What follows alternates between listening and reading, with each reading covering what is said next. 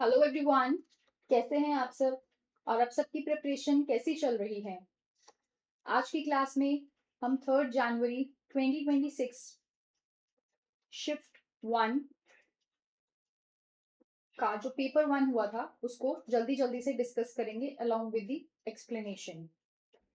देखिए, first question हमारा higher education से है। लिस्ट 1 लिस्ट 2 दी है, department of ashrams and these are the subjects. तो जो विष्णु स्थान होता है, जो विष्णु स्थान हमारा पॉलिटिक्स से रिलेटेड होता है। विवस्त्र स्थान जो होता है हमारा, वो हमारा ज्योतिष से रिलेटेड होता है। गरुण हमारा ट्रेवल एंड ट्रांसपोर्ट, और जो महेंद्र स्थान होता है वो हमारा मिलिट्री एजुकेशन से मैच करता है। तो इसलिए हमारा यहाँ पे ऑप्शन नंबर जो 3 होगा वो करेक्ट आंसर बन जाएगा। नेक्स्ट क्वेश्चन हमारा लॉजिकल रीजनिंग फैलेसी सी है। स्टेटमेंट हमें बतानी है कौन सी ट्रू नहीं है, यानी हमें फॉल्स स्टेटमेंट्स आइडेंटिफाई करनी है। देखिए, in the argument from ignorance fallacy something is accepted as true because it is not proven false. क्या ये स्टेटमेंट सही है? ये स्टेटमेंट सही है, पर हमें फॉल्स वाली चाहिए। In hasty generalization general truth is applied to a particular case ignoring its uniqueness. ये गलत स्टेटमेंट है।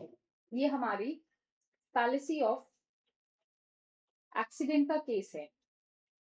It is not hasty generalization. उसके बाद in begging the question fallacy and event is wrongly accepted as the cause of other event. ये भी एक गलत statement है। ये हमारी बेगिंग द क्वेश्चन फैलेसी नहीं होती, ये हमारी पोस्ट हॉक फैलेसी होती है। This is post hoc fallacy. The fallacy of amphiboly occurs in arguing from premises whose formulations are ambiguous because their grammatical construction he correct statement है। अब हमें false statements बतानी थी, तो B and C option number 3 जो होगा correct answer बन जाएगा। नेक्स्ट क्वेश्चन हमारा मैथमेटिकल रीजनिंग से लगा लीजिए, आप रीजनिंग से लगा लीजिए। तो ये हमें सीरीज दी है, हमें ये वाली जो टर्म है ये फाइंड करनी है। देखिए, N K H dash and then B। यहाँ पे अगर आप यहाँ जाएंगे या फिर आप यहाँ से जाइए, इधर से जाएंगे, तो ये सारी टर्म्स -3 होंगी। तो उस हिसाब से यहाँ पे आएगा अल्फाबेट ई। ई सब में है, एक में नहीं है, ये कैंसिल हो जाएगा। उसके बाद ये देखिए, 7 से 9 प्लस 2, 9 से 12 प्लस 3, 12 प्लस 4, सो 16। ये हो गया हमारा third correct answer. Question number 4 communication से है। The theory that argues that media can have strong influence in deciding the small number of public problems or issues that people will think about at any given point in time is agenda setting theory. Agenda setting क्या है कि हमारा एक agenda है। जैसे अभी आपको पता है जंतर मंतर पे प्रोटेस्ट चल रहा है, किसका? कॉकरोच जनता पार्टी का। उनका प्रोटेस्ट चल रहा है। तो अगर मीडिया सिर्फ इसी न्यूज पे फोकस कर रही है, सो ये एक एजेंडा है कि हमारा जो ध्यान है या जो हमारा इन्फ्लुएंस है वो इस पार्टी की तरफ ज्यादा जाए। So this is agenda setting theory, कि जो मीडिया है उसका एक स्ट्रॉन्ग इन्फ्लुएंस होता है और वो डिसाइड करती है कि हम किस चीज के बारे में सोचेंगे। क्वेश्चन नंबर 5 आपका मैथमेटिकल रीजनिंग से है। सक्सेसिव डिस्काउंट्स दिए हैं और इक्विवेलेंट डिस्काउंट। आपको सिर्फ एक फॉर्मूला पता होना चाहिए जब भी आपको सक्सेसिव डिस्काउंट दिए हुए हैं। So the formula is x plus y minus x y upon 100। ठीक है, x क्या हो गया? जो पहला डिस्काउंट है फर्स्ट डिस्काउंट, y क्या हो गया? Subsequent second discount. यानी अगर जैसे 10 और 15 है तो ये हो जाएगा 10 plus 15 minus 10 into 15 divided by 100। तो ये कितना हो गया? 25 माइनस 1.5। सो ये कितना आ जाएगा? 23.5। ए का 3 एक ही में है, बाकी सारे ऑप्शन हमारे एलिमिनेट हो जाएंगे। सो ऑप्शन नंबर 3 करेक्ट हो जाएगा। जो बाकी वाले हैं आप सॉल्व कर लीजिएगा। आईसीटी से हमारा next question, the smallest unit of information a computer can understand and process is a bit. Bit क्या है हमारा? 0 और 1। So it is the smallest unit of information. Next question, which of the following statements are true? Logical reasoning से है। आप देखिए कैसे units change होती जा रही हैं। The conversion of O is valid. The conversion of A is A. हमें true statements बताने हैं. The conversion of E is conversion by limitation. The conversion of I is valid. So इसमें से हमारे सिर्फ जो ऑप्शन नंबर डी है यानी जो हमारी फोर्थ स्टेटमेंट है वो करेक्ट है, बाकी सब हमारी इनकरेक्ट स्टेटमेंट्स हैं. ये जो हमारा इमीडिएट इन्फ्रेंस है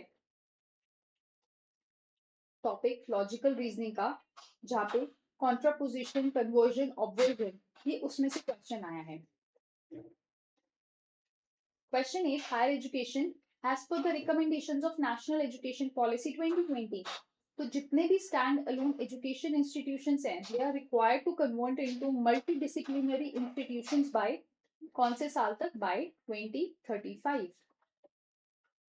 नेक्स्ट क्वेश्चन, रिसर्च एप्टीट्यूड से which of the following represent the ontological orientation of qualitative research? So it is constructionism, because constructionism क्या है कि हम अपनी नॉलेज कंस्ट्रक्ट करते हैं. Construction of knowledge is done. So ये एक क्वालिटेटिव रिसर्च डिजाइन का ऑन्टोलॉजिकल अप्रोच है. क्वेश्चन नंबर 10 कम्युनिकेशन से है. Rhetorical, semiotic, phenomenological and critical. Rhetorical का मतलब क्या होता है? जहां पे हम कम्युनिकेशन को एक प्रैक्टिकल आर्ट की तरह देखते हैं. सिमियोटिक का मतलब क्या है कि हम इसको मीडिएशन की तरह देख रहे हैं, मतलब via sign, signal, icons.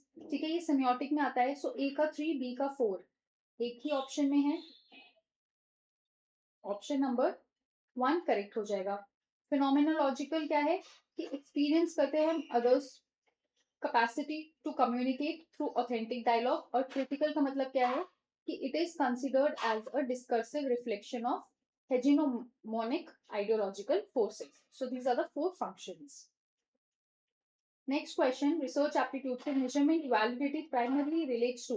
measurement validity हमारी quantitative research के साथ डील करती है. Next question, people development environment से arrange the following greenhouse gases in increasing order. increasing मतलब छोटे से बड़ा. तो आपको पता होना चाहिए कि इन सब ग्रीन हाउस गैसेस का लाइफ टाइम कितना है. देखिए, वाटर वेपर का लाइफ टाइम होता है फ्यू डेज. उसके बाद मीथेन, मीथेन का होता है 12 ईयर्स, ये आपको याद रखना है. N2O का होता है हमारा 14 ईयर्स और SF6 के होता है हमारे 3200 ईयर्स. तो हमारा ए सबसे लास्ट में आएगा और वो एक ही ऑप्शन में है, ऑप्शन नंबर 1. नेक्स्ट क्वेश्चन हमारा लॉजिकल रीजनिंग से है. The term validity and invalidity does not apply to inductive arguments. Correct statement है, क्योंकि इंडक्टिव आर्ग्यूमेंट्स में वैलिड इनवैलिड नहीं होता है. इंडक्टिव आर्ग्यूमेंट्स में हमारे स्ट्रॉन्ग और वीक आर्ग्यूमेंट्स की बात होती है. रीजन बोल रहा है in an inductive argument the conclusion does not have sufficient ground. Correct statement है. So both are correct and it is the correct explanation of A. क्योंकि इंडक्टिव क्या हो गया हमारा PIG, यानी पर्टिकुलर से जनरल की तरफ जब हम जा रहे हैं. सो जो कंक्लूजन होता है, conclusion is probable in nature, यानी 50-50 होता है. Next question, which of the following is an example of biological motive? So it is hunger, यानी जैसे हमारा हंगर है, स्लीप, थर्स्ट, ये सब किस में आते हैं? बायोलॉजिकल में. अचीवमेंट का मतलब क्या है? आपको रिकॉग्निशन मिल रहा है. पावर का मतलब क्या है? अचीवमेंट का मतलब आपको रिकॉग्निशन मिल रहा है दूसरों से. पावर का मतलब आप इन्फ्लुएंस कर पा रहे हैं दूसरों को, you have that power. Affiliation का मतलब सोसाइटल नीड्स या social needs, friends, families, relationships. ठीक है, ये सब किस में आते हैं? हमारे एफिलिएशन में आते हैं. तो यहाँ पे हमारा करेक्ट आंसर बन जाएगा option number 2. Next, assertion reason communication से है ये. People who hold views contrary to those dominant in the media keep those views to themselves. Such people fear isolation or separation from those around. जो लोग, अगर मैं किसी issue के बारे में या मैं किसी मुद्दे के बारे में अपना कोई पॉइंट ऑफ व्यू रखती हूँ, लेकिन जो लोग मीडिया में हैं या जो लोग मुझसे ज्यादा इन्फ्लुएंशियल हैं उनके व्यूज मेरे ऑपोजिट हैं, तो मैं अपने व्यूज अपने तक रखूंगी ताकि मैं सेपरेट ना हो सकूं. ठीक है, मुझे ऐसा ना लगे कि मैं अलग हो गई हूँ बाकी सोसाइटी से. सो ये जो स्टेटमेंट है assertion और रीजन, तो ये दोनों ठीक है और ये इसका करेक्ट एक्सप्लेनेशन भी है। नेक्स्ट क्वेश्चन हमारा इंडियन लॉजिक से है। सत प्रतिपक्षा का हमें एक्सप्लेन करना है, इसमें से कौन सा स्टेटमेंट करेक्ट है। So a fallacy where one inference is contradicted by other inference is सत प्रतिपक्षा। A fallacy where an inference is contradicted by perception और सम अदर, इसको हम बोलते हैं बधिता। A fallacy that disproves the proposition which is meant to prove, ये होता है हमारा विरुद्ध। और इरेगुलर मिडल क्या होता है हमारा सव्यभिकार। तो यहाँ पे जो करेक्ट आंसर बनेगा ऑप्शन नंबर 2 बन जाएगा। क्वेश्चन 17 आईसीटी से which of the following are application software. Application software मतलब जो एक स्पेसिफिक टास्क के लिए यूज होता है। So spreadsheet, word processor and database. So ABD option number जो 4 होगा वो करेक्ट आंसर बन जाएगा। नेक्स्ट क्वेश्चन आईसीटी से phishing, hacking, spam and cookies. देखिए स्पैम क्या होता है, अनसॉलिसिटेड ईमेल, ठीक। फिशिंग क्या होता है, लेजिटिमेट लुकिंग ईमेल्स। सो ए का फोर्थ, ये दो ऑप्शंस में था, और सी का सेकंड। सो ऑप्शन नंबर 3 हमारा करेक्ट बन जाएगा। हैकिंग क्या हो गया, जब हम अनऑथराइज्ड एक्सेस लेते हैं दूसरों के कंप्यूटर को। और कुकीज क्या होते हैं, small file which is stored in a computer. Next question, question 19 people development environment से A windmill is more effective if it is placed at higher elevation above the ground than a lower one। बिल्कुल, जो आपकी ऐसे windmills होती हैं, आपने देखा होगा ऐसे विंडमिल्स होती हैं, तो वो जितनी ज्यादा ऊंचाई पे होगी as compare to a windmill जो थोड़ी लोअर हाइट पे है, तो वो ज्यादा, ये वाली जो होगी हायर लेवल पे, वो ज्यादा इफेक्टिव होगी। रीजन दे रहे हैं क्योंकि जो विंड होती है वो हाइट के साथ, ऑल्टीट्यूड के साथ इंक्रीज करती है। तो ये बिल्कुल करेक्ट स्टेटमेंट है और ये इसका करेक्ट रीजन है। तो ऑप्शन नंबर 1 जो होगा हमारा करेक्ट आंसर बन जाएगा। नेक्स्ट क्वेश्चन असेंडिंग ऑर्डर में लगाना है। डिफ्यूजन ऑफ इनोवेशन, यहाँ पे जो ये डिफ्यूजन ऑफ इनोवेशन थ्योरी है ये आपको पता होना चाहिए। डिफ्यूजन ऑफ इनोवेशन थ्योरी हमें किसने दी थी, ये हमें दी है एवरेट रॉजर्स ने। इसमें सबसे पहला आता है हमारा चेंज एजेंट्स, तो डी सबसे पहले, बाकी की तीनों स्टेटमेंट्स, तीनों ऑप्शंस एलिमिनेट हो गए। उसके बाद आते हैं अर्ली एडॉप्टर्स, फिर आते हैं हमारे पास ओपिनियन लीडर्स, फिर आते हैं फॉलोअर्स और फिर आते हैं लगार्ड्स। सो ऑप्शन नंबर जो 2 होगा वो करेक्ट आंसर बन जाएगा। आईसीटी से नेक्स्ट क्वेश्चन इंक्रीजिंग ऑर्डर में लगाना है, तो सबसे पहले आता है पैन, फिर लैंड, फिर man and then van. So A D B C, लेकिन ए डी बी सी यहाँ पे कहीं भी नहीं था। अगर आपको चूज करना पड़ेगा तो आप इसको चूज करेंगे, ऑल्दो आई थिंक कि ये क्वेश्चन ड्रॉप हुआ था। सो करेक्ट जो सीक्वेंस है वो ये बनना चाहिए था। और अगर आपको गेस्ट वर्क भी करना है क्योंकि आपको कोई ना कोई आंसर चूज करके आना पड़ेगा, तो एडीबीसी के क्लोजेस्ट एडीसीबी ही है, तो आप यही चूज करके आएंगे। Next question people development environment से पॉल्यूटेंट्स दिए हैं, ozone depleting substances, cloud condensation, और उसके कुछ एग्जांपल्स दिए हैं। सो प्राइमरी एयर पॉल्यूटेंट क्या है हमारा, कार्बन मोनोऑक्साइड। एक का सेकेंड, दो ऑप्शन हो गए eliminate. Secondary air pollutant peroxy acyl nitrate दोनों में है, ठीक है। ओजोन डिप्लीटिंग सब्सटेंस कौन से होते हैं हमारे, CFCs, सी का फोर्थ, और डी का क्या बन गया फिर 3। सो ऑप्शन नंबर 2 हमारा करेक्ट आंसर बन जाएगा। नेक्स्ट क्वेश्चन हमारा रिसर्च एप्टीट्यूड से है। So journals that prioritize self interest at the expense of scholarship and are characterized by false and misleading information, यानी वो जर्नल्स जो अपना सेल्फ इंटरेस्ट देखते हैं और उनमें फॉल्स मतलब गलत या मिसलीडिंग इंफॉर्मेशन होती है। Deviation from best editorial publication practices, मतलब हमें एथिकली काम करना है लेकिन ये डेविएट हो रहे हैं एथिकल प्रैक्टिसेस से, तो उनको हम क्या बोलते हैं, उनको हम बोलते हैं प्रीडेटरी जर्नल्स। और जब आप पीएचडी करते हैं, आप अपना पेपर सबमिट करते हैं पब्लिकेशंस के लिए, तो आपको आइडेंटिफाई करने की बहुत ज्यादा जरूरत है कि कोई जर्नल प्रेडेटरी तो नहीं है। Next question, people development environment से, the issue related to traditional knowledge societies and their livelihood, ये किसमें बात हुई है? Sustaining the Himalayan ecosystem. So option number 2 जो होगा करेक्ट आंसर बन जाएगा। नेक्स्ट क्वेश्चन हायर एजुकेशन से है, national education policy 2020 visualize research intensive universities. Correct, कि जो यूनिवर्सिटीज है it should be research intensive, वहां पे जो रिसर्च है वो बहुत अच्छे लेवल पे होनी चाहिए। NEP 2020 envisioned university as a place which lays equal emphasis on teaching and research. Correct statement है, but is it the only reason कि हम इस वजह से ही universities को research intensive बनाना चाहते हैं? No. So both A and R are correct, but it is not the correct explanation. क्योंकि इन्होंने सिर्फ एक चीज पे फोकस किया, रिसर्च इंटेंसिव यूनिवर्सिटीज हमें चाहिए, हम विजुअलाइज करते हैं अपनी यूनिवर्सिटीज को एज रिसर्च इंटेंसिव, बट क्या सिर्फ वो हम टीचिंग या रिसर्च पे एम्फोसाइज करेंगे तो ही वो रिसर्च इंटेंसिव बन सकती है? बहुत सारे अदर फैक्टर्स होते हैं, हमारी फैकल्टी, हमारा एनवायरमेंट, हमारे टॉप मैनेजमेंट, हमारे board of directors. So it is not the correct explanation. Question 26, teaching aptitude से arrange the steps of creative thinking process. So यहाँ पे सबसे पहला आता है प्रिपरेशन, कुछ भी आप करेंगे, कोई भी प्रोसेस होगा, सबसे पहले आप प्रिपेयर करते हैं। सो दो ऑप्शंस हो गए, एलिमिनेट। उसके बाद प्रिपरेशन के बाद आता है हमारा इंक्यूबेशन, ई, ठीक है।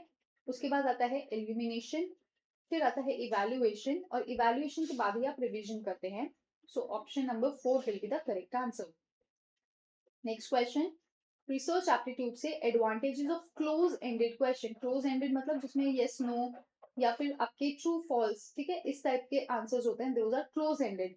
So it is easy to process answers, correct. Respondents can answer in their own terms, no, वो किस में होता है? वो हमारे ओपन एंडेड में होता है। सो बी निकाल दीजिए, देखिए बी के जाते ही तीनों ऑप्शंस एलिमिनेट हो गए, करेक्ट आंसर क्या बन गया हमारा? Option number 2। Now logical reasoning से, types of categorical propositions A, E, I and O, ये आपको डिस्ट्रीब्यूशन की बात हो रही है। A stands for all, E का मतलब होता है नो, आई का मतलब होता है सम, ओ का मतलब होता है सम नॉट। तो ई प्रोपोजिशन में दोनों चीजें डिस्ट्रीब्यूट होती हैं, so distribute both subject and predicate. So B का 1, दो options eliminate. All, all S are P, तो यानी जो सब्जेक्ट है खाली वो डिस्ट्रीब्यूट होगा, सो ए का हो जाएगा 3। तो ऑप्शन नंबर 2 जो होगा हमारा करेक्ट आंसर बन जाएगा। क्वेश्चन नंबर 29, रिसर्च एप्टीट्यूड से, देखिए जो हमारा आउटकम वेरिएबल होता है उसको हम डिपेंडेंट वेरिएबल बोलते हैं। सो बी का 1, तीन ऑप्शंस एलिमिनेट हो गए, ऑप्शन 2 करेक्ट हो जाएगा। Now independent variable into experimental design, control variable, intervening variable dependent और इंडिपेंडेंट के बीच में होता है, और जो हमारा कंफाउंडिंग वेरिएबल होता है उसको हम स्पूरियस वेरिएबल बोलते हैं। Now question number 30, active audience theories focuses on assessing that what people do with media, और इसको हम एक्टिव ऑडियंस थ्योरी को क्या बोलते हैं? यूजर एंड ग्रेटिफिकेशन थ्योरी, ठीक है। और ये किस पे फोकस करती है? कि लोग मीडिया के साथ क्या करते हैं। जैसे आप लोग यूट्यूब देखते हैं, ठीक है, क्लासेस के लिए, या फिर आप सोशल मीडिया चलाते हैं इंटरैक्शन के लिए, तो आप अपने सोशल मीडिया के साथ या आप अपने मीडिया के साथ क्या करते हैं? सो यूजर्स इन ग्रेटिफिकेशन थ्योरी या फिर एक्टिव ऑडियंस थ्योरी उस चीज पे फोकस करती है। Now next question, research aptitude से, ये हमें इन्होंने स्टैंडर्ड डेविएशन और सैंपल्स दिए हैं, ठीक है, हमें डिक्रीजिंग ऑर्डर में लगाना है in terms of standard error. अगर आपको फॉर्मूला पता है so it is very easy. Standard error होता है हमारा standard deviation root of samples, यानी अगर मुझे ए वाला ऑप्शन मैं आपको एक ऑप्शन करके बताऊंगी, बाकी आप खुद सॉल्व करेंगे, ठीक है। सो ए के लिए स्टैंडर्ड एरर क्या निकलेगा, 1.6 divided by square root of 16, यानी 1.6 डिवाइडेड बाय 4 कितना आ गया 0.4, तो इसका कितना आ जाएगा 0.4। ऐसे ही आप बी सी और डी के लिए स्टैंडर्ड एरर निकालेंगे और फिर इसको डिक्रीजिंग ऑर्डर में, डिक्रीजिंग मतलब छोटे से बड़ा, सॉरी बड़े से छोटा, ठीक है, डिक्रीजिंग ऑर्डर मतलब बड़े से छोटा, तो उसके हिसाब से यहाँ पे जो करेक्ट ऑप्शन बनेगा वो बनेगा ऑप्शन नंबर 2। लेकिन आप ये बाकी के ऑप्शंस भी निकालेंगे, वैल्यूज कैलकुलेट करेंगे और फिर उसको डिक्रीजिंग ऑर्डर में अरेंज करेंगे। नेक्स्ट क्वेश्चन टीचिंग एप्टीट्यूड से है, type of development and it is related with, so psychosexual development है, it is resolving, sorry psychosexual development is anal stage, गलत हो गया, ए इज रिलेटेड विथ 2, मैं यहाँ पे लिख देती हूँ या यहाँ से आप देख लीजिए, ए इज रिलेटेड विथ 2, ठीक है। उसके बाद साइको सोशल, सोशल मतलब आइडेंटिटी वर्सेस रोल कंफ्यूजन, सो बी का 1, तो ऑप्शन नंबर 4 जो होगा करेक्ट आंसर बन जाएगा, ठीक है। सो ए का 2 है, बी का 1, सी का 3 कॉग्निटिव डेवलपमेंट मतलब आप रीजनिंग की बात करते हैं, और मॉरल डेवलपमेंट मतलब आप एथिकल होने की बात करते हैं। Next question people development environment से, the oxygen consumed in the oxidation of an organic compound by micro organism, इसको हम बोलते हैं बायोलॉजिकल ऑक्सीजन डिमांड, यानी माइक्रो ऑर्गेनिजम्स को ऑक्सीडेशन प्रोसेस करने के लिए, अपना खाना कंज्यूम करने के लिए, अपना खाना छोटे छोटे पार्ट्स में डिवाइड करने के लिए वो जो ऑक्सीजन मतलब उसमें से वाटर में से लेते हैं, ठीक है, उसको हम बोलते हैं बायोकेमिकल ऑक्सीजन डिमांड।